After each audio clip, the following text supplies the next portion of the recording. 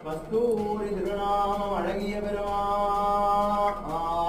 முன்னிலும் பின்னழகிய பெருமாள் ஆதிகுருவாய் அவதரித்த பெருமாள் வளரடையர் திருமணையில் வந்தவரனில் தன்மேல் வன்கானம் கேட்ட பெருமாள் வளரடையர் திருமணையில் வந்தவரனில் தன்மேல் வன்கானம் கேட்ட பெருமாள் சதிரான முக்கோள் தரித்தார் எதிராதன் ஏற்கும் பெருமாள் நாவால் உரைக்கெணிய 4000 பெற்ற நாதமுனிவரமும் பெருமாள் சதிரான முக்கோள் தரித்த எதிராதன் ஏற்கும் பெருமாள்